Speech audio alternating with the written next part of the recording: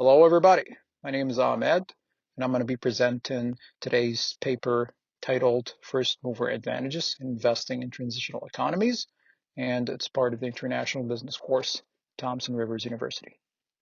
So, starting off with our table of contents, we're going to talk a little bit about the abstract, dig deep into our intro, briefly mention the methodology of the paper, and then discuss the results. And hopefully, we'll spend some more time there.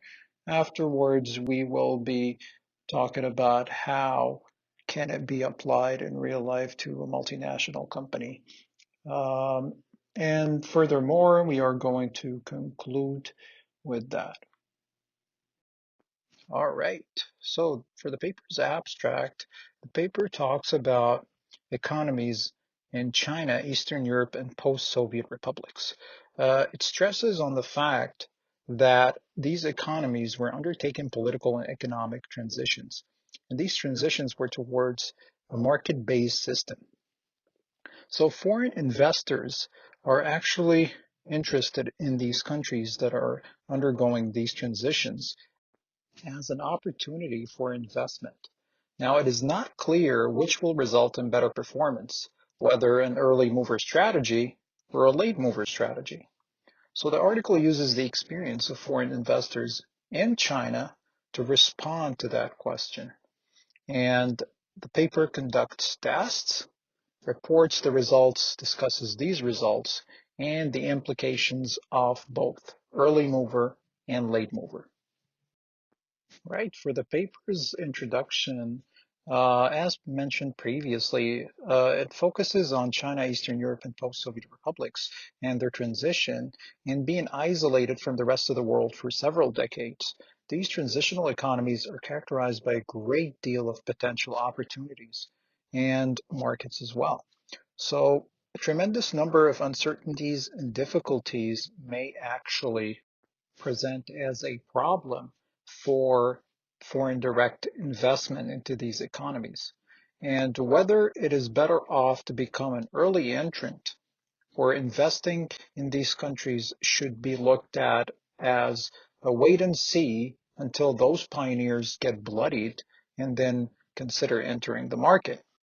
So foreign direct investment into these transitional economies is not only of academic interest, but is also of enormous practical implications. Furthermore, that takes us to the FDI timing question, which ultimately could be boiled down to the question of whether first mover advantages are actually plausible. Are they worth it? Should first movers be able to acquire and sustain competitive advantages in these markets, or is it otherwise? Right, so looking at the methodology of the paper conducted two separate tests comparing the performance of early entrants and late entrants, drawing the samples from different time periods, setting up an early stage versus a late stage of local operations. So early versus late investing in transitional economies is divided into test 1 and test 2. Test 1 is titled Early Period Timing Effect, where it explores the early period, while Test 2 focuses on the late period timing effect. Test 1 looks into the first transitional economy that is open for FDI, and that is China. It has been absorbing FDI since 79. It has an accumulated amount of 177 billion for a period that extends from 79 to 96. And looking at the recent years, it has become the second largest recipient of FDI, lagging only behind the US.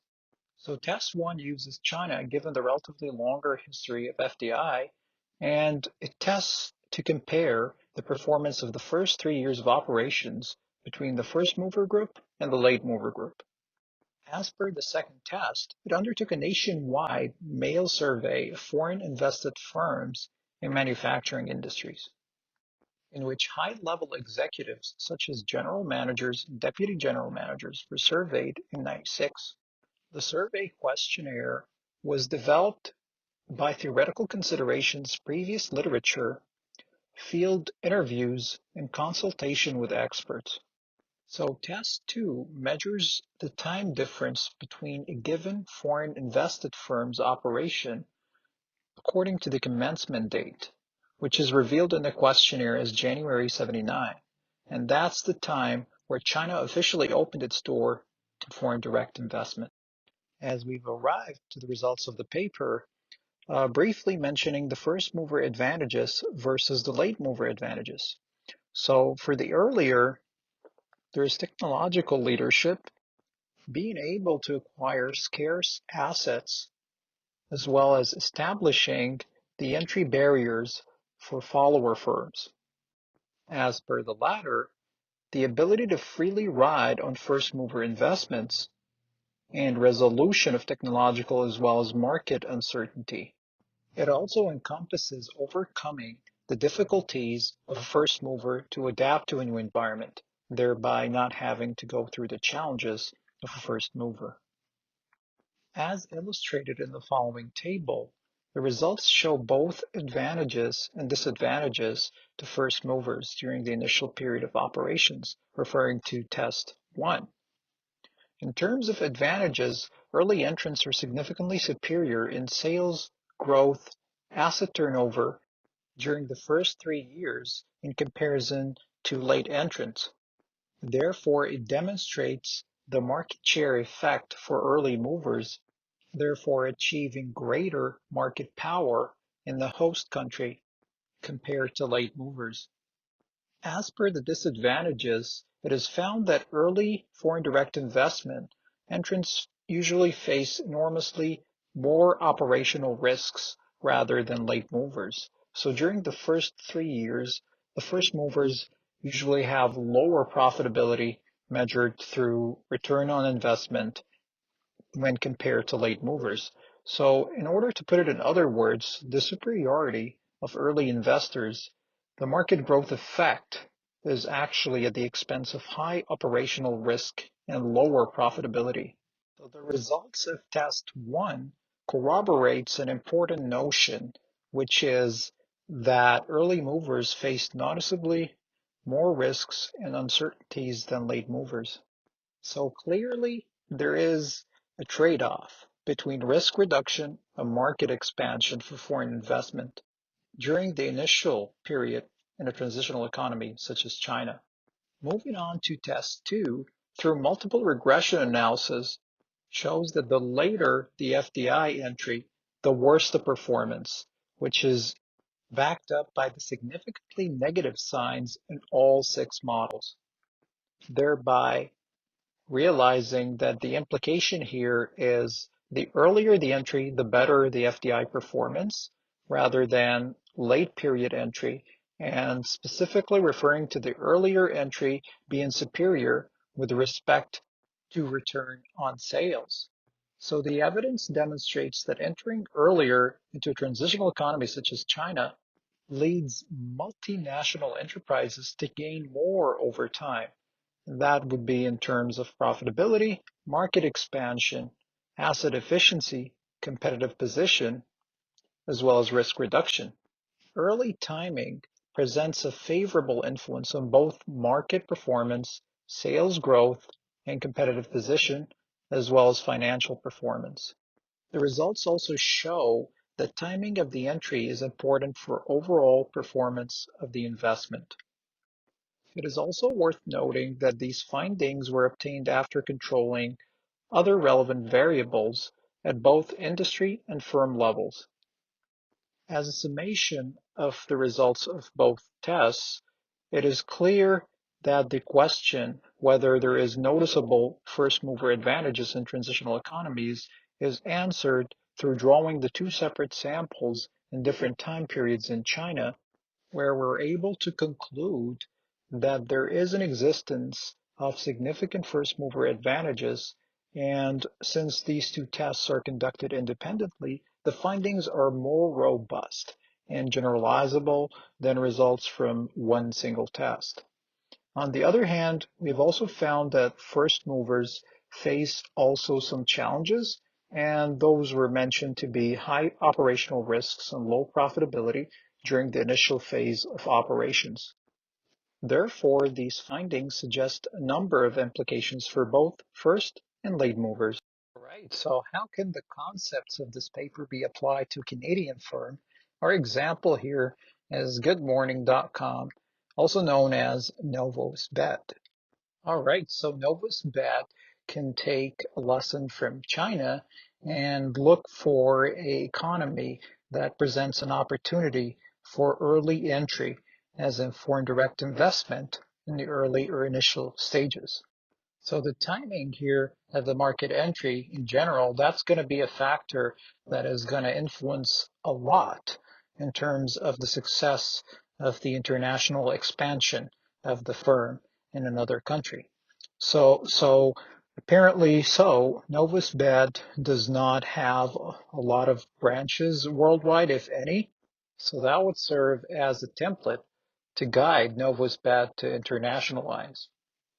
And looking at the three primary ways that it could gain from early entry into a host country is that it could definitely get the sense of leadership, as in to be the novel leader in a technological or industrial aspect of it, and also being able to have access to the scarce resources that are going to be very hard to come by in the latter stages. So once Novus Bed establishes the entry into the host country, it's going to establish the entry barriers as well. So that is going to influence competitors entering into the market and therefore give Novus Bed the early advantage. So in the initial stages, the firm may actually gain that advantage of having sustainable leadership in the product that they're producing and throughout their process of production and manufacturing technology. So these strategic investments are going to be critical long term and over time in developing their R&D and also being able to be a pioneer in a technology in a specific country. So that definitely gives them sovereignty. They're going to have a lot of authority. Also analyzing the lack of competition during the initial phases, where it actually reduces the cost of acquiring resources. Also, the fact that these resources costs will also influence how they're going to market their products. So, furthermore, these market pioneers would exploit that advantage and heighten their entry barriers for followers, as in competitors. Additionally, talking about the fact that there may be a specific first mover opportunity here that may arise from unique product production or process development. So that would give Novusbed the advantage here as they have the ability to emerge as the pioneer and also the strategic choice to be the first to explore a presented opportunity. So throughout the previously mentioned points, they all point and strongly suggest that a foreign investment by going global in the sense of obtaining first mover advantages in a host country could definitely present a more intense result over time. So the ability to have the authority to do operations would definitely change over time, as we can never expect any structural reform, industrial deregulation, or multinational enterprises looking to compete may hinder the chances of a firm to succeed, and therefore the first mover advantages may seem to be a reasonable option here to pursue. So if Novus Bed tries to be an early entrant to a market, it would significantly affect its chances to have superiority in terms of sales. They would have a high share, the growth as well of the firm, it would be exponential, as well as the asset turnover, which is going to be a lot higher relative to late entrants. So the first 3 years may be actually the firm may exhibit higher advantages rather than entering the market later or in the latter stages. So from that perspective, it is applicable to choose a transitioning economy and be the early entrant. So as a lesson from the timing of FDI in China, based on the two tests that were reported, Nova's bet could actually pursue the early entrant phase and be a potential investor and articulate its strategic objectives to how it intends to achieve that. And making the entry timing decision is critical here, as it is well known that transitioning economies are never easy to enter. But as we have seen the China example, even the most sophisticated transitional economies, they need FDI. And it's going to be a harsh environment, but in the early stages, apparently so, the advantages outweigh the disadvantages. So going through the early entrant phase, the objectives are to build a strong market share, and that refers to the position of the firm itself and also developing local markets over the long run. And that way, the early FDI is going to be worth it and it's going to be advisable. Looking at the position of early timing here, it significantly favors a firm rather than the latter stages. Return on sales, return on equity, sales growth, as mentioned, asset turnover, competitive position itself, and reducing the risk is higher in terms of advantages, and that would enhance the ability of a firm to dominate and create or establish presence. So looking at the timing of the FDI being an important dimension that affects the entry decision, it is important to pursue caution in such a dimension, to not, use FDI decisions as the sole determinants of whether or not to go for early entry or not. The interest of obtaining first mover advantages could backfire. So FDI decisions are packed together and generally they're made in connection with other strategic considerations. And these considerations include global positioning, organizational learning, and the nature itself and the advantages of a multinational enterprise. So all of those hand in hand, they go together and they help determine the decision to pursue early entry or not. Additionally, NovusBet could use more than a traditional criteria. It would actually need careful attention to government policy and looking at these transitional economies, which may hint towards changes that are not necessarily stable over time, and those changes may influence the performance of a firm to have its operations ongoing and running. So it's actually encouraged for an early entrant to tend to these matters. So as a result of early entry, NovusBet is looking at expanding its scale, scope of operations, and the structure of the firm itself through their FDI activities in these countries.